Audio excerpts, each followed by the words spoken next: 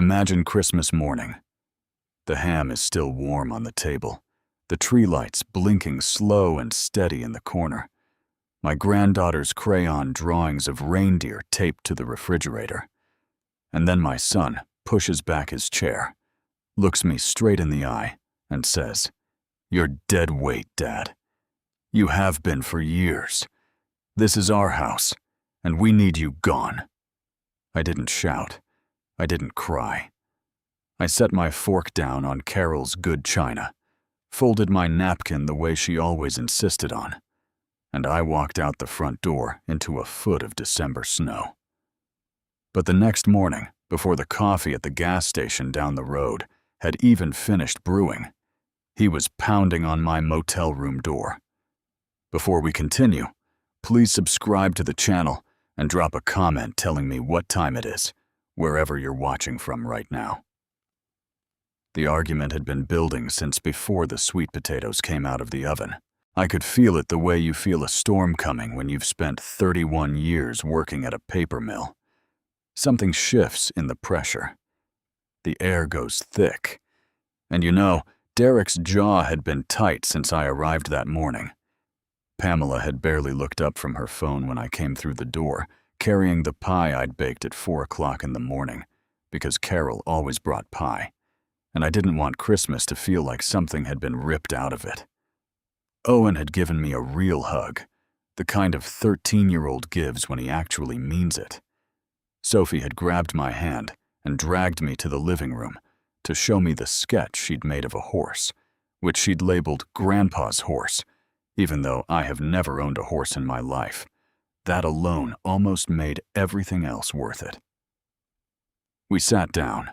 Grace was said, and I made the mistake of asking about the invoice. I'd received a bill forwarded from Pinnacle Financial, Derek's lender, showing a payment 30 days past due. The same account where my automatic transfer of $1,500 landed on the first of every month without fail, the same way it had for 4 years. I mentioned it gently, said maybe there'd been an error at the bank, said I just wanted to make sure the payment had cleared. Derek's fork stopped moving. His voice went very flat, very controlled. The voice he used in his real estate meetings when someone said something he wanted to dismiss without argument. "We've been meaning to talk to you about that, actually." Pamela set down her glass. Sophie kept coloring on a napkin, not looking up. I've worked around heavy machinery my whole adult life. When something is about to go wrong, you feel it before you see it. I put my fork down. "We've been talking about this for a while now," Derek said. "You've been living here off and on since Mom died, using the guest room, eating our groceries, driving the kids' places in a car that shouldn't be on the road. The Buick passed inspection in October. Dad," he said the word like it was the lid on something. "You're not contributing. You're not paying rent. You're just here. And honestly, you're dead weight." The words fell across the table like something heavy dropped on hardwood. Owen's fork clinked against his plate. Sophie's crayon stopped. "I am 64 years old. I spent 31 years on the floor of Millstone Paper Mill in Hardwick, Vermont. 6 days a week, rotating shifts, double shifts when the overtime was available because Carol and I made a decision early that our son would not leave college with debt on his back if we could help it. I have calluses on my hands that haven't softened in 20 years. I have a bad knee from a forklift accident in 2009 that I never fully reported because I couldn't afford the weeks off. I bought the clothes on Derek's back for the first 22 years of his life. I co-signed his car loan at 24 because his credit was nothing. I handed over $38,000 from the retirement account Carol and I had spent 2 decades building because his first business, a property management company that lasted 11 months, went under and he was about to be sued. I gave the down payment on this house because the bank laughed at his debt-to-income ratio. And for the last 4 years, since Carol's funeral, since I moved into their guest room to help with the kids while Pamela went back to work full-time and Derek traveled for deals. I had been transferring $1,500 a month toward their mortgage, not rent. $1,500 toward their mortgage, plus utilities when the bills ran high, plus groceries twice a week, plus being there at 6 o'clock in the morning when Owen needed to be at hockey practice and Derek had a flight to catch. Dead weight. I looked at my son and saw someone I didn't fully recognize. When had he started holding his chin that way, like he was waiting to be challenged? When had the boy who used to wait at the kitchen window watching for my headlights in the driveway become this man in a pressed shirt at Christmas dinner, talking to me like I was an expense line he was reviewing? "You've discussed this," I said. "We've discussed it, yes." Pamela's voice was smooth, practiced. She taught yoga on Thursday evenings and had a way of speaking that made everything sound like a meditation prompt. "This is about healthy dynamics, Frank. About what's sustainable for our family unit." Our family unit? I looked at Sophie. She was watching me with her mother's eyes and her grandfather's stubbornness. Owen had gone very still, the way kids go still when they understand more than adults give them credit for. "How much time?" I said. Derek glanced at Pamela. "We'd like to start the new year with a clear arrangement. New Year is a week away." "We know, we're sorry about the timing." He didn't sound sorry. He sounded like someone who had rehearsed this and was relieved to finally be delivering it. I stood, not quickly, not dramatically, the way you stand when a shift ends. I picked up my plate and carried it to the kitchen, because Carol raised me that way. I set it in the sink. I heard Pamela say something to Derek in a low voice, heard him respond. In the living room, the tree lights blinked their slow, patient blink. I went upstairs to the guest room, the room that had been mine for 4 years, mine the way a rental is yours, provisionally, on someone else's terms.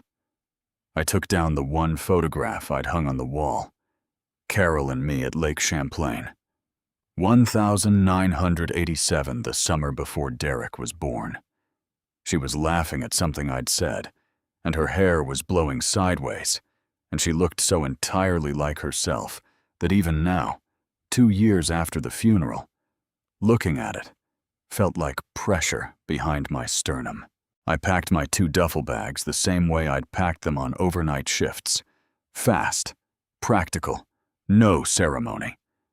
Work shirts, my good flannel. The address book Carol kept for 30 years that I still used because I could not bring myself to transfer her handwriting into a phone. The photograph, my father's level, which I'd carried to every house I'd ever lived in, and which I could no more leave behind than I could leave behind my own name. I came back downstairs. Owen was at the bottom of the stairs.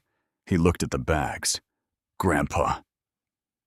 "It's okay, bud. It's not." His voice cracked on the second word, and he was 13, trying very hard not to show that it had. I set the bags down and put my hands on his shoulders. "You've got my number. You call me anytime, you understand? Any reason, no reason. You call." He nodded. His jaw was clenched exactly the way Derek's had been at the table, and for a moment I saw the whole line of us, generation after generation, clenching against the things we couldn't fix. Derek and Pamela were standing in the living room doorway. Neither of them moved to stop me. That, more than anything, told me how thoroughly this had been decided. I picked up my bags. The door opened easy. The cold came in like it had been waiting. Hardwick was quiet, the way small Vermont towns go quiet on Christmas evening. Everyone inside, windows glowing, the snow doing what snow does, covering everything and making it look clean. I walked 4 blocks to the Comfort Rest Motel on Route 9, the one with the plastic wreath on the office door and a vending machine in the hallway that sold both coffee and beef jerky, which had always seemed to me like a philosophical statement about what gets you through the night. The woman at the desk was named Donna. Her name tag said so. She looked at my bags and said nothing except $49 a night, or $280 for the week, and I said the week because I didn't know yet what I was doing, but I knew it wasn't going to be resolved tomorrow. Room 8 smelled of cleaning product and old carpet. The bed had a green comforter that had been washed so many times the pattern had become theoretical. I hung my flannel on the hook behind the door, put the photograph on the nightstand, and sat on the edge of the mattress. Carol's voice came to me the way it always did in the quiet, not as something supernatural, just as the habit of 36 years. The internal calibration I'd gotten so used to that. Losing her felt less like grief and more like losing the ability to read. What would she have said? She would have made tea first. She would have sat across from me and made me tell her everything twice. And then she would have said something so direct and so clear that I would wonder why I'd spent the last hour making it complicated.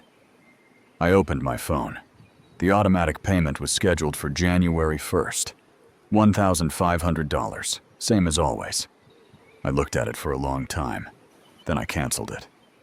The next morning, it was Derek's knocking that woke me. Not a polite knock, the kind that says, "I know you're in there, and I have decided that my discomfort is more important than whatever state you're in." Through the peephole, he looked wrong. Christmas had apparently not agreed with him. His hair was uncombed, which I had not seen in years, and he was wearing the coat he kept in the car for emergencies, not the good wool coat he wore when he was being Derek from the firm. His Audi was parked at an angle across 2 spaces, with the engine still running.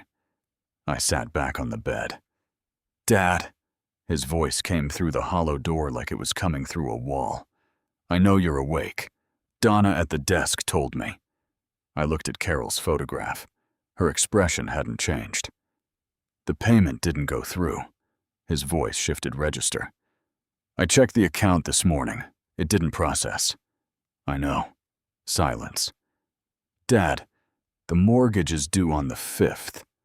"I know when your mortgage is due. I've been paying it for 4 years. So you told me I was dead weight. I took you at your word." The door was hollow, but the silence coming through it was thick. "That's not... We didn't mean it like that." Pamela's voice, somewhere behind him. I hadn't known she'd come. "Frank, we said some things at dinner that you discussed," I said, in advance. "Wasn't that the word? You'd been talking about it for a while." More silence. "The full payment is $2,412, Derek said. "Monthly. We can only cover about half of that on our own." I pulled out the notepad from the nightstand drawer. Comfort Rest Motel in faded blue letters at the top. Numbers had always been clearer to me than words. I wrote, $1,500 times 48 months equals $72,000. Mortgage contributions alone. Then, below that, college tuition out of pocket, $44,000. Business bailout 2018, $38,000. House down payment 2016, $41,000. Wedding 2013, borrowed against my 401, get 8% interest, $22,000. Car co-signed 2007, defaulted once, covered by me, $8,400. That was $225,400, not counting groceries, not counting the years Carol worked a second job doing alterations so that Derek's childhood could look like other people's childhoods, not counting the fact that I hadn't taken a vacation since 2003 because the money was always going somewhere, and the something it was going to had a name, and the name was written on Derek's mailbox on Birchwood Lane. "I need you to hear something," I said through the door. Not negotiate with you. Just here. Silence. $225,000. That's what I've contributed to your life since you were 18 years old. Not counting your childhood. Not counting your mother. Just since you left home. I have the receipts. I have every bank statement. I am a mill worker, Derek. And that is what mill workers do. They document. Because nobody gives them the benefit of the doubt. I heard him say something to Pamela that I couldn't make out. You are not going to bang on this door again, I said. When you have something real to say, you know where I am. The knocking didn't come back. The Audi sat in the parking lot for 20 minutes. I watched through the gap in the curtains, and then it left. I got dressed. I went to find breakfast. Harwick's downtown is 4 blocks long and covers about 70% of what a person needs to survive. A hardware store, a pharmacy, a diner called Tilly's, a bar that serves food at lunch, and a post office that has been threatening to close since the mid-90s. I'd been eating at Tilly's since before Derek was born. Marge Ostrowski had been pouring coffee there for as long as I could remember, and she had the quality, rare and undervalued, of knowing when not to ask questions. She asked no questions when I came in Christmas morning, looking like a man who'd slept on a motel mattress that had been through better decades. She set down coffee and came back 5 minutes later with eggs I hadn't ordered. On the house, she said. Marge, don't. She had a way of ending conversations that brooked no argument. My brother went through something like this with his daughter. It took him 2 years to stop apologizing for it. Eat. Word travels in a town of 4,000. By the time I'd finished breakfast, 2 people I knew from the mill had stopped by the table. One of them, Pete Gallagher, who'd retired the same year I had, sat down without asking and said, I heard you're at the Comfort Rest. You heard fast. Donna's my sister-in-law. He wrapped both hands around his mug. You okay? I told him the short version. His face went through several things. How much? He said. I told him that number too. He sat with it for a moment. You know, my wife's sister, she runs that thing over at the Grange, Wednesday evenings. Started it after her own trouble. Bunch of people, mostly our age, mostly the same kind of situation. He slid a piece of paper across the table, a name, Roberta Voss, a phone number. Not a support group exactly. More like people who figured out what to do about it. I folded the paper and put it in my shirt pocket. That afternoon, I called Roberta Voss.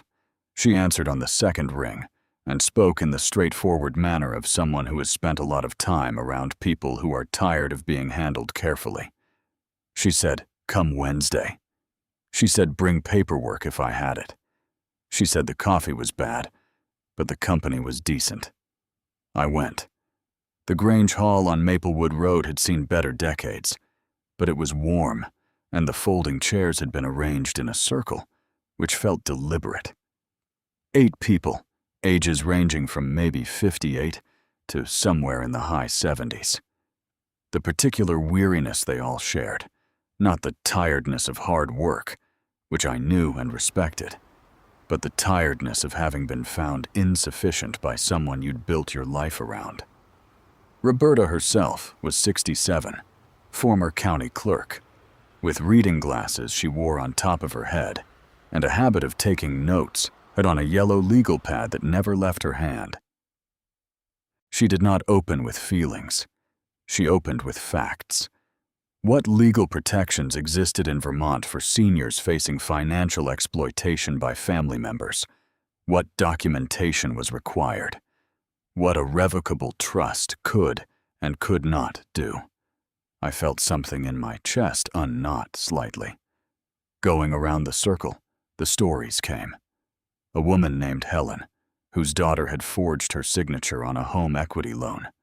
A man named Bernard, whose son had convinced him to put $60,000 into a restaurant that never opened. A retired teacher named Gail, whose daughter-in-law had spent 3 years isolating her from her church friends, her book club, her doctor, before the daughter-in-law moved on to someone with more assets. When my turn came, I stood. Old habit. You stand when you have something to report. I told them about Christmas. I told them about the number on the notepad. I told them that I had the receipts, every one of them, in a folder in my second duffel bag, because I had lived my whole life by the principle that you document what matters. Bernard leaned forward. That's not a gift. That's a pattern of financial dependency they cultivated.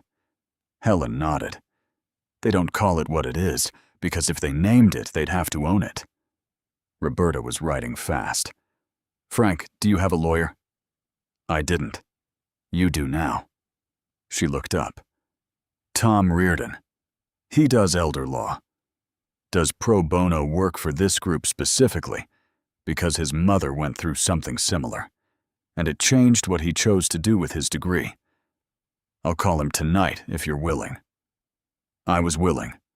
Tom Reardon's office was above the hardware store on Elm Street, up a staircase that creaked in a way that suggested character rather than disrepair.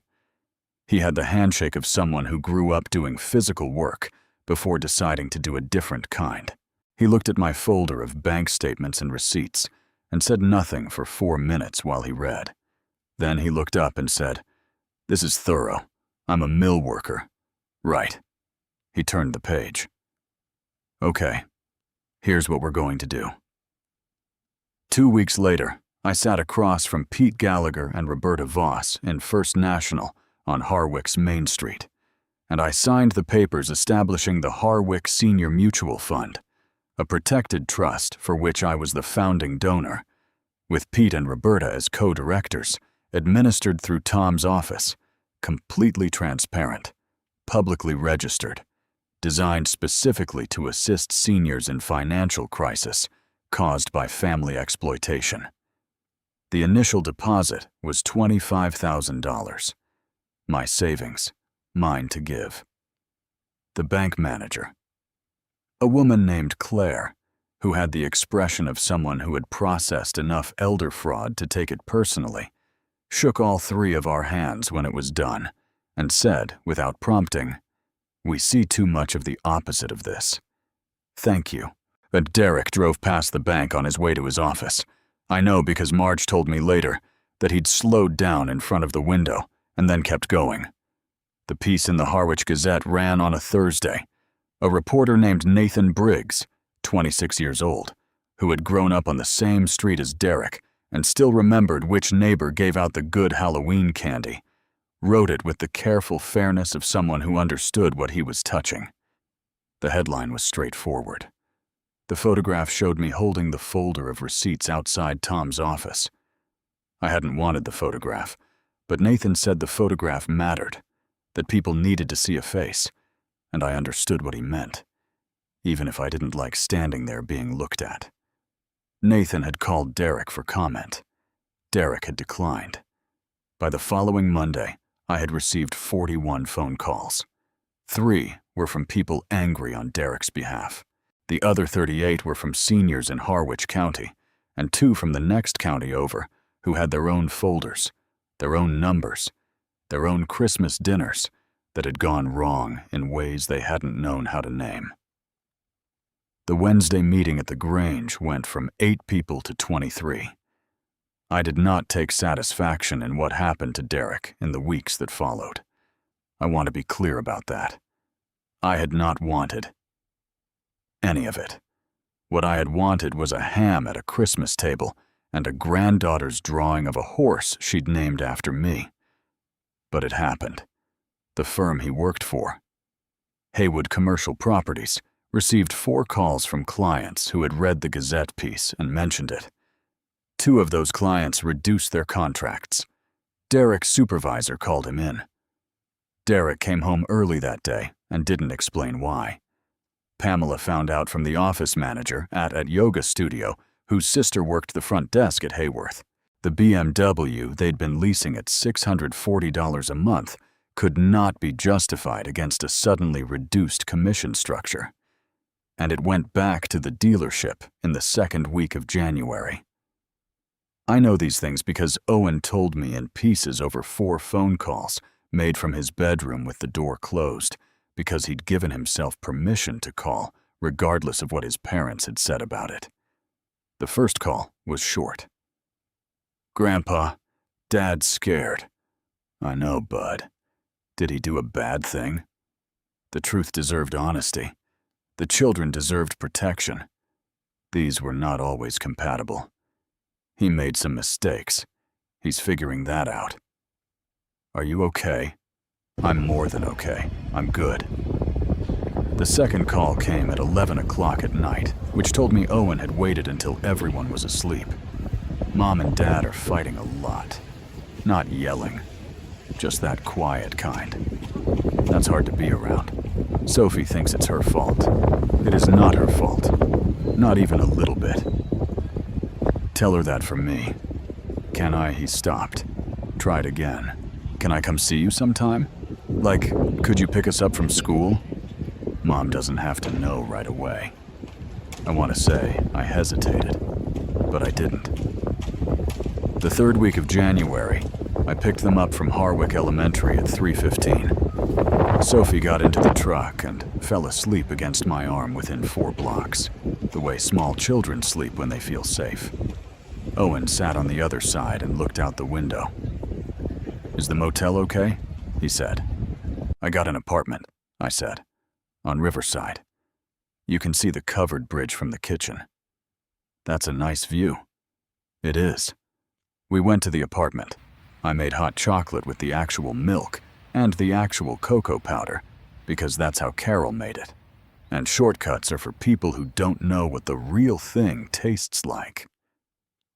Sophie woke up and sat at the kitchen table and did her spelling homework with the focused seriousness of a child who has been told several times that she's smart and has decided to take that seriously. Owen sat across from me and asked about the fund, about Tom, about what revocable meant versus irrevocable, because he was 13 and he processed the world by understanding its mechanisms. I told him the truth, in terms a 13-year-old could hold without being crushed by. After an hour, I drove them back. They both hugged me in the parking lot of the elementary school. Sophie said, "You smell like cocoa." Owen said nothing, but he held on about 3 seconds longer than he usually would. I watched them go inside and sat in the truck until I could breathe normally again. Derek was waiting at my apartment that evening. He was standing on the walkway, not sitting. The way people stand when they've rehearsed being somewhere. He was wearing jeans and his old work jacket, the one from before the firm. And I noticed his hands were in his pockets, which was how he stood when he was a boy and wasn't sure of his welcome. He looked at me for a moment. "I know they came here," he said. "I'm not mad. They needed to." A beat. "Yeah." He looked down at the mat in front of my door, which said home in plain letters, because that was all I'd been able to find at the hardware store, and I hadn't wanted to go to a bigger store. "Can I come in?" Thought about it genuinely, not as a power move, just because I wanted to be honest about whether I was ready. "Not tonight," I said, "but I'll meet you somewhere. Saturday, 10 o'clock. He nodded. "Alden Park," I said, "the bench by the mill pond." He looked up. He knew which bench. He'd grown up 2 blocks from that park. His mother and I had sat on that bench the afternoon after his first Little League game, the one where he'd hit his first real single, and looked up at the stands, specifically to find us. "Okay," he said. Saturday. He left without making it into anything more than what it was, which was the first thing he'd done in a long time that reminded me of the person I'd raised. Saturday was cold, the way February in Vermont is cold, not hostile, just absolute. The mill pond had a thin skim of ice at the edges. The bench was dry. I was there first. I had coffee from the gas station because the gas station coffee was honest about what it was, and I appreciated honesty. Derek came down the path at 10:10 with 2 cups from the bakery on Elm Street, saw my gas station cup, and stopped. I brought sit down. He sat. He held the 2 cups for a moment, and then put them both on the bench beside him. He looked at the pond. I looked at the pond. A pair of mallards worked the open water near the center with the determined pragmatism of creatures who did not have the option of drama. "I've been talking to someone," Derek said. "A therapist, Dr. Margolis, over in Burlington. 3 times so far." I waited. "She says..." He stopped. "I was going to tell you what she said, but that's not. I keep trying to use other people's words." He pressed his hands together. "I grew up ashamed of where we came from, of the mill, of the way you came home smelling like paper pulp. When I was in middle school, I used to tell people you managed the facility because manager sounded better than floor worker. And I have been ashamed of that lie ever since, and I never told you." He looked at the ice. "I spent 20 years chasing a version of my life where nobody would know where I started. And the further I got from it, the more you reminded me of it. And instead of just being honest about that, I turned you into the problem." The mallards moved upstream. "Dead weight," I said. "I know. At Christmas. I know what I said. In front of Owen and Sophie." He closed his eyes briefly. "I know. I don't believe in letting people off the hook too fast. Carol used to say that forgiveness without accountability was just a way of letting yourself off your own hook, and she was right about most things. So, I let it sit." "I need you to hear a number," I said. "Dad, let me finish." I took out the notepad, the same one from room 8 at the Comfort Rest. $225,400. That is what I gave to your life, not what I spent on your childhood. That's just being a parent. What I gave. Since you were an adult, that you took and used, and mostly did not acknowledge." He didn't look away. That was something. "I don't want it back," I said. "I never wanted it back. I wanted you to know what sacrifice looks like when someone loves you. I wanted you to learn it the way I learned it from my father, who worked 30 years at a machine that took 2 of his fingers and never once complained about it. That is what I wanted to give you. Not money. The knowledge of what love actually costs." The bakery cups were steaming next to him, untouched. "You don't get to call me dead weight," I said quietly. "Not after 30 years of carrying you. You don't get to use your children as leverage to get your mortgage paid, and you don't get to use therapy language to make your greed sound like growth." He was quiet for a long time. The ducks rounded a bend and disappeared. "Tell me what I need to do," he said. "Not what you want from me, generally. Specifically, I need to know what to do." Carol would have recognized that. That was the Derek who came to us at 17 and told us he'd failed pre-calc and needed help before his parents could find out from the school. Except that we were his parents, and he'd come to us anyway.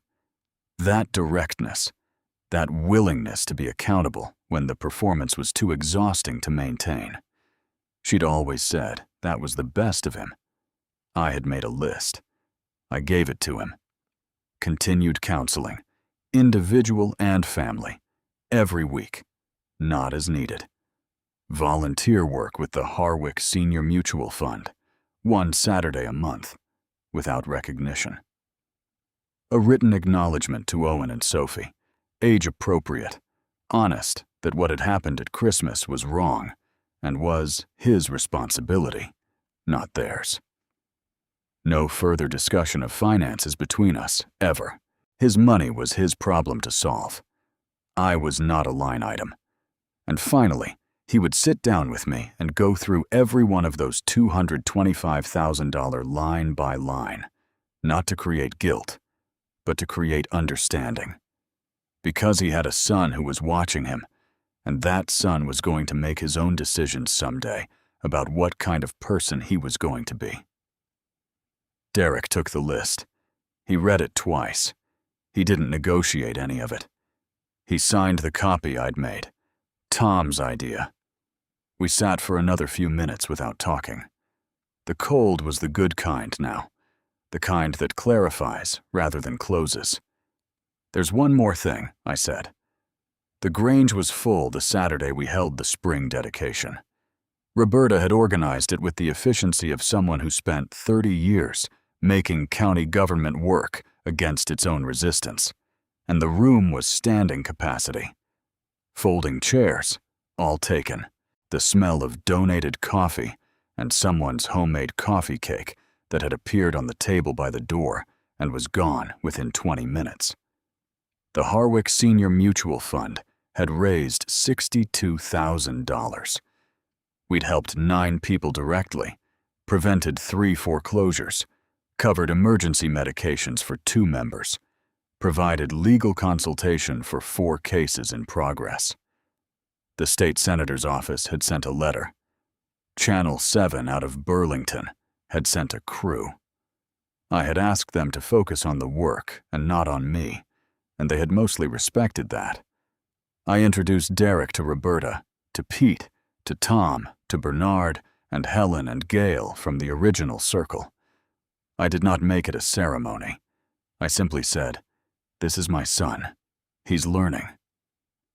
Derek shook hands and made no speeches. He helped set up chairs. He spent 20 minutes talking to Bernard about the restaurant loan, not as a success story, but as a cautionary one.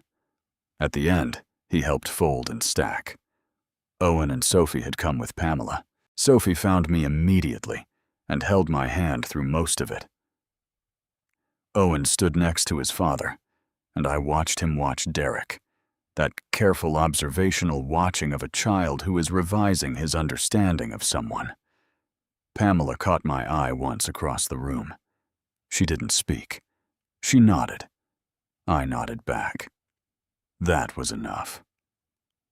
At the end, after most people had gone, I stood at the window of the Grange and looked out at Maplewood Road in the early April light. The maples were starting, that tentative first green that Vermont holds onto so briefly before it commits. Tom appeared beside me. "You know, the state office called this week. They want to use this as a model for 2 other counties. Roberta would be better to lead that. She said the same thing about you." I watched a pickup truck slow at the stop sign and then move on. There's no credit worth taking for people treating each other right. He was quiet for a moment. "Your wife would have liked this." I thought about Carol's handwriting in the address book, her reading glasses, which I still could not bring myself to pack away, which sat now on my nightstand in the apartment on Riverside, with the view of the covered bridge. Her voice asking questions that clarified rather than closed. "She would have organized it better," I said. Tom laughed. So did I. On the way home, I stopped at the park. The bench by the mill pond had dried in the afternoon sun. I sat alone for a while, watching the water move the way it always had, indifferent and continuous. I don't know what the next months will hold. Derek is making his mortgage payment. He is going to counseling.